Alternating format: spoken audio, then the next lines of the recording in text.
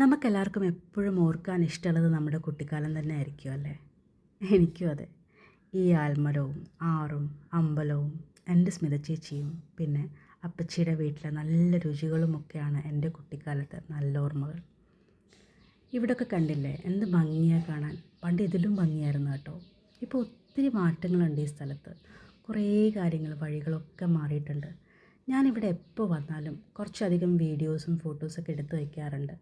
കാര്യം ഈ ആൽമരം കണ്ടില്ലേ, ഇവിടെ മാറാതെ നിൽക്കുന്നത് ഇത് മാത്രമായിരിക്കും.